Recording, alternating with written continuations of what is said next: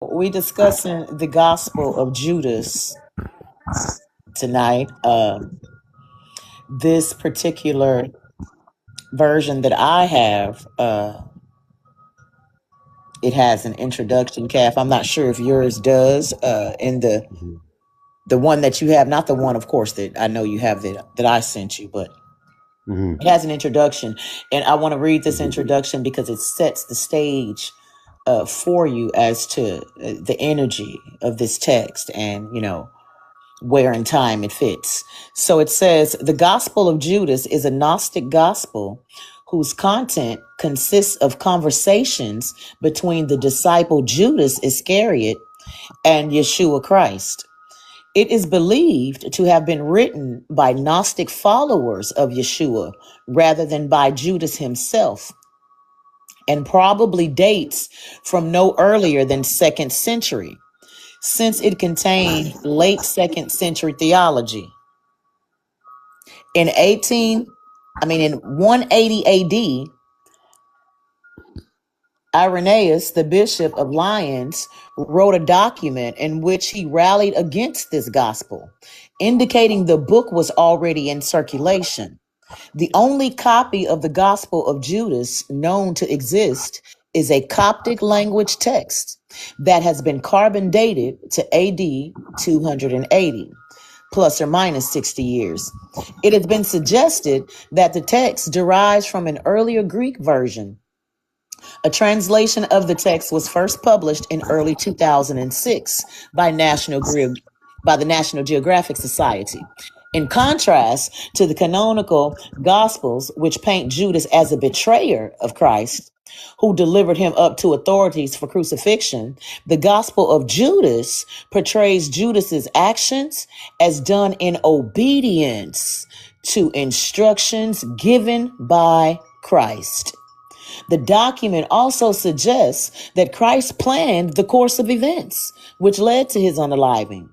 This portrayal seems to confirm a notion current in some of Gnosticism that the human form is a spiritual person, that Judas thus served Christ by helping to release Christ's soul from its physical restraints, and that two kinds of human beings exist: the men furnished with the immortal soul, which is from the eternal realms and will abide there always, the strong and holy generation with no ruler over it, to whom Judas belongs, and other ones, the majority of mankind, who are mortal and therefore unable to reach the salvation.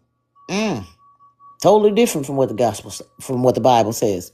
The Gospel of Judas does not claim that the other disciples knew about Yeshua's true teachings.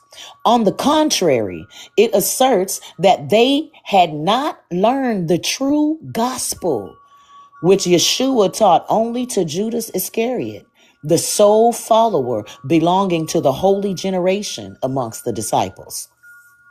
That's from scripturaltruth.com, that introduction for this text. But I mean, even right there, setting the stage for what the document entails, it goes in direct contrast to how we've been taught by the masses to view this person called Judas. And when we consider the fact that, and it's going to tell you in the text that he didn't, Yeshua tells the disciples about their error in this text. So we're going to go ahead and get started. Calf, I'm going to have you helping me read, if you don't mind, if you're able to. I'd be having you be my reader. So read from the text that the one that you have, like mine, because mostly everybody has that one present. So the one that I have in the paperback, Great Mother? No, the one that you have on PDF. Okay, let me go ahead. Yes. Go to that one. And I will start right here from the top section. The secret account. Yes, start there, because I read the introduction. The secret account of the revelation that Jesus spoke in conversation with Judas Iscariot during a week 3 days before he celebrated Passover. When Jesus appeared on earth, he performed miracles and great wonders for the salvation of humanity. And since some walked in the way of righteousness while others walked in their transgressions, the 12 disciples were called.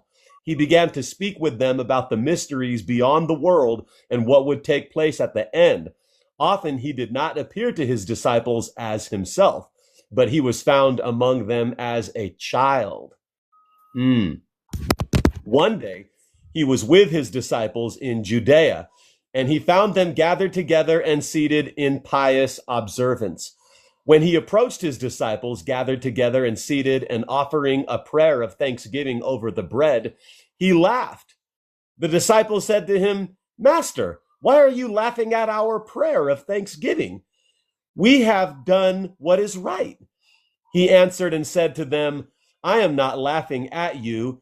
You are not doing this because of your own will, but because it is through this that your God will be praised."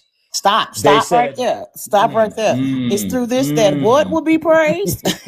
Your God. Your God. Now, this is Yeshua talking. Right. And these are the 12 disciples that he's talking to. Keep that in mind. And he said he's laughing at them when they're doing their little rituals. He said, this is what you do so your God can be praised. That's key. Because to the knowledge of everyone alive today, Yeshua was their God. That was his, they rocked with, they carried on the gospel. They, the apostles, the one who started, they took Yeshua's teachings and took them across the world. So they say. But this text is already starting out. Yo, God. Continue, Kev. Right. It's already starting to fly in the face of mainstream religion. Right. From the jump. Right. From the gate.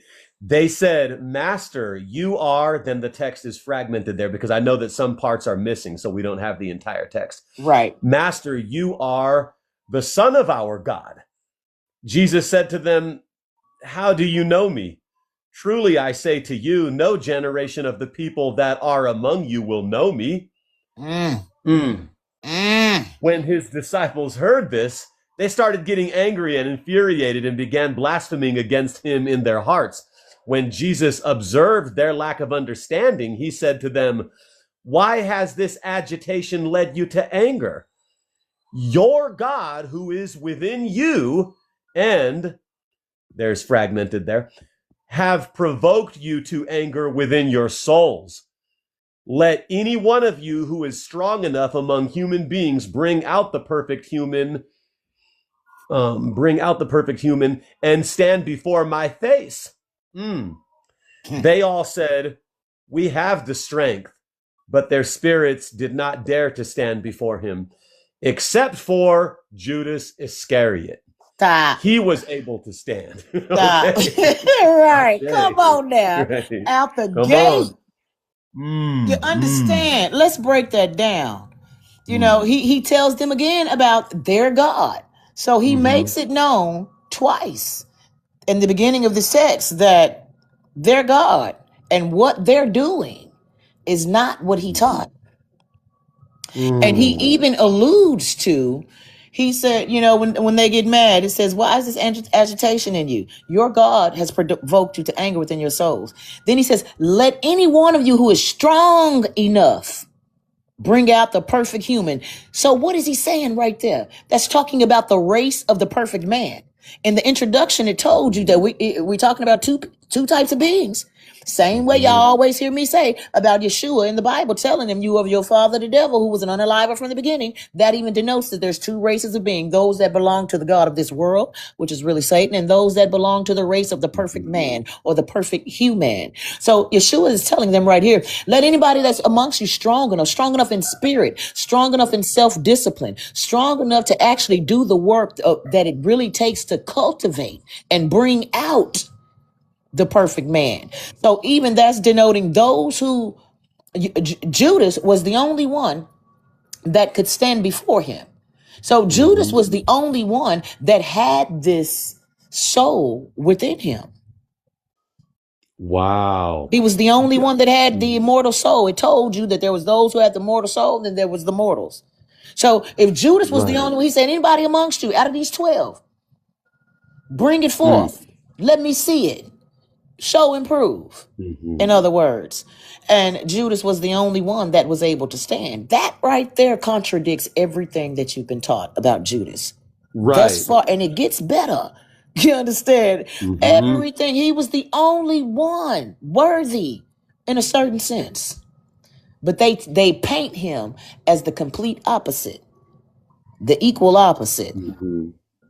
Go ahead and I see continue. the agenda to do that, why they want to lead us to believe something else. Right. Mm. And as we And continue I'm on, mhm. yeah, you're going to really see it Mhm. beyond a shadow of a doubt. He was the only one able to stand before him. I'm still piecing it together because I know it's very cryptic.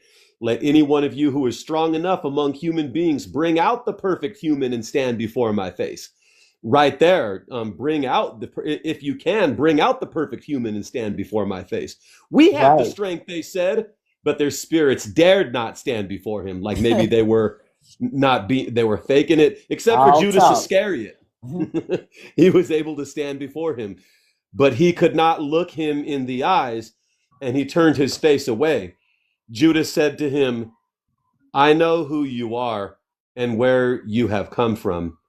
You are from the immortal realm of Barbelo, and I am not worthy to utter the name of the one who has sent you. Knowing Mm. that Judas was reflecting upon something that was exalted, Jesus said to him, Step away from the others, and I shall tell you the mysteries of the kingdom. Stop. What? Stop. What? What? Come on now. What? What? Same way. Now we see, Mm. as I was saying, they painted him to be the equal opposite. We see this today. Those that Mm-hmm. do come, that do have the immortal soul, those that do come from the race of the perfect human or the perfect man, we see that the 12 or the others who have the fool's gold, they will bash that person. They will defame their name. Right. The one who Absolutely. truly has the knowledge, you understand, the one who has truly did the work, has these gifts or has these gifts, those will be the target people. We've seen it, personally within this circle. You Right. We understand? sure have. So, I bear and witness to that. yes, and Mm-hmm. the fact that he says it, Judas calls him out. That's important right there when he Mm. says, but their spirits did not dare to stand before him, except for Judas Iscariot. He was able to stand before him, but he could not look Right. him in the eyes, and he turned his face away. Judas said to him, I know who you are and where you have come from. You are from the immortal realm of Barbelo, and I am Mm-hmm. not worthy to utter the name of the one who has sent you. Mm.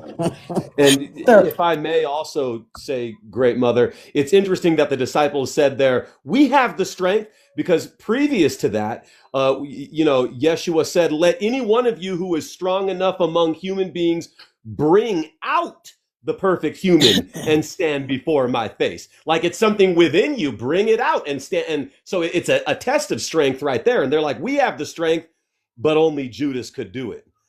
right. And yeah, what Yeshua goes on to say next is very interesting, to say the least. That's an understatement to just say it's interesting. It's beyond Right. profound. Mm. Ashe. And I'm going to stop right there and insert this. So, those of you who listen to my work, you know that I always look up the meaning of names and the meanings of certain things. Hmm. And the name Judas actually has the same meaning as the name Judah, which means Hmm. praise. Think of it. Judas and Judah are the same word. It's just that one got an S at the end and one got an H. And when you look up the meaning of both of those words, both of those names, it means praise or thankful or praise to God. So the meaning of his very name is contradictory to what we were taught about him. And it's important to look at the meaning of the name, because that takes us to a part of the Bible that's important in pointing out who this is. Now, the text says only Judas was from the race of the perfect man, basically. That's what the introduction is implying. Out of all them 12, he was the only one. And he's painted as someone who betrayed Christ. But when you look up the word to betray, it comes from the Latin tradire, which means to reveal, declare, and make known what is seen, including divine revelations. Ooh, stop. So this is the one who has been given the divine revelation and can reveal it to the people. That the one that can do that. Wow. The one that has the Holy Spirit, the ability to interpret the true meaning of these things. That's what tradire means. That's where the word betray comes from in Latin, tradire. So a person who would be considered as a traitor, or it would be someone who reveals divine revelations. And when you're dealing with wow, the root of the word betray. Wow. Come on now. And when you're dealing with certain secret societies and sects, like I was teaching about in the Gospel of Jonas, they wanted to see his sign. They wanted him to conceal the thing because Yeshua was going about, teaching and all that in Matthew 12. They wanted him to conceal the thing. And they're like, give us a sign, or a sigil, whatever. And he said, no sign shall be given but that of the prophet Jonah. But he was revealing what the priests had been hiding. And he wasn't a part of their secret club. So betray means tradire, to reveal, to declare, to make known. It says hardly an evil word. Tradire is also the root of the word tradition. What? An archaic Old English word, bewray, which is Bewray, appears in Isaiah in the King James Version of the Bible. And it translates as to uncover. Oh. Uncover also means if you uncover something, you also unveil it. And we know that the revelation of Christ is the... Go ahead. We're not talking about feet, but keep going. Right, not feet. Right. Yeah. This is a great esoteric deep dive we're having here. Everything's being uncovered. Right. And the end game is New Jerusalem descending. The Holy City coming as a bride. So, and it's also called the unveiling of the bride, or the uncovering of the bride, or the uncovering of the divine feminine, or the revealing of the divine feminine. That these sects called my sons also denotes the divine feminine, the sons of the mother. They have concealed. But the end game is to uncover. So what the Judas personality really did was uncover. And why was he able to uncover? Because it was his divine birthright. Because he was the only one that was from the race of the perfect man. He was the only one that was qualified to teach on it, because his soul, as an immortal soul, descended from there. And it's always been rooted there, broadcasting here in the form of the body that we know as Judas. But Yeshua is saying once he revealed, let me go back to the text, where it says, let me see. Okay, when he tells him that he knows that he's from the realm of Barbalo, and Yeshua told him, step away from the others and I shall teach you the mysteries of the kingdom. That scene right there sounds really similar to something y'all have always heard me talk about in the Bible, where Yeshua asked him, who do you say I am? And Peter said, thou art the Christ. And he said, well, his name was Simon Bar-Jonah at the time. He said, blessed art thou, Simon Bar-Jonah, for flesh and blood has not revealed this to you, only spirit. And your name today shall be Peter. And on this rock I shall build my church, and the gates of hell shall not prevail against it. So he's telling here, so when Judas knew who he was and where he came from, he said, step over here. I'm supposed to teach you the mysteries of the kingdom. So we can even look at that as a sense of, on that is what the true meaning, or the true temple, or the true church was built. Not on Peter, but on Judas. The one they told you was the betrayer. Right. Wow. I say. So, Okay, let me finish this about betray, and then we're gonna get back to the text. Okay, it tells you, where did I stop? It says the Old English word bewray, Beyray, appears in Isaiah in the King James Version of the Bible and is translated as to uncover.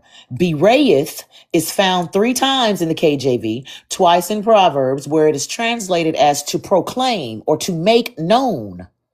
And in Matthew 26:73, it is translated as to make manifest or to make evident. It's obvious that this is who it is. It's obvious. To make it plain.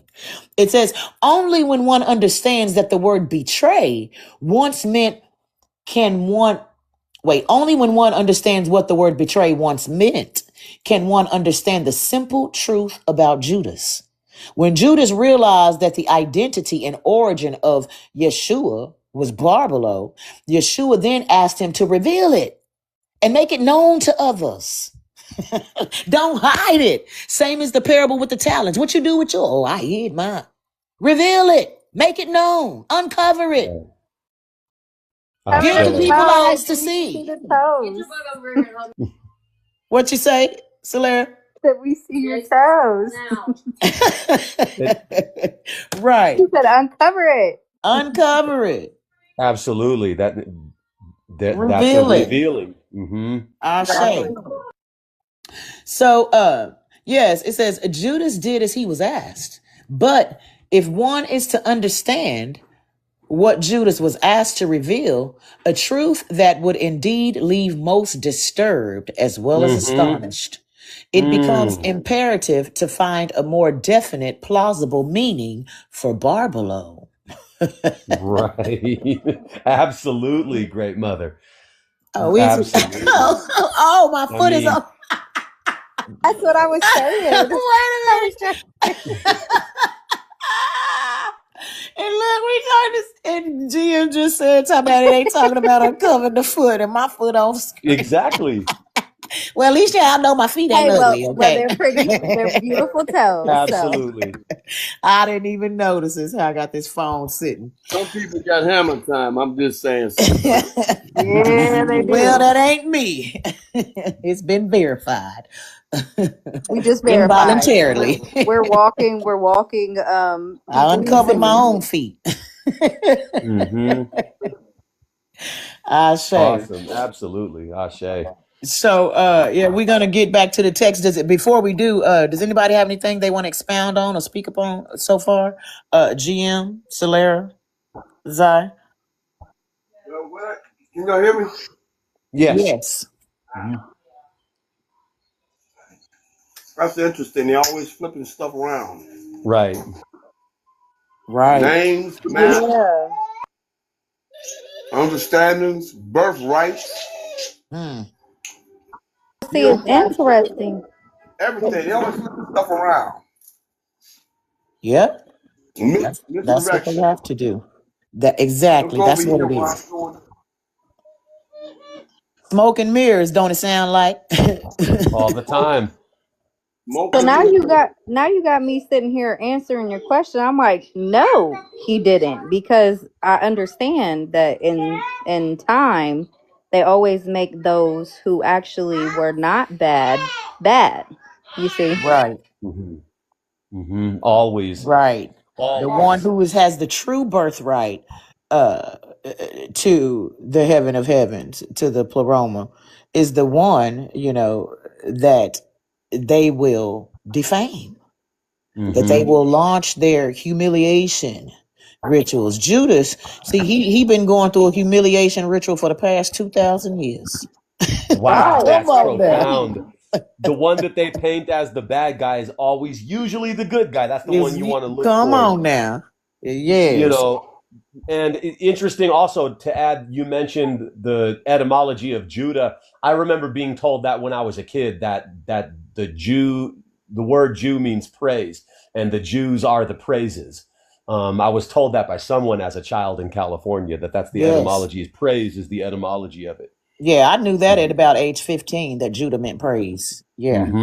And but When you see Judas means the same thing, and it makes sense because it's the same word. And I'll tell you this, in Yoruba, how you say praise in that is Juba, Juba.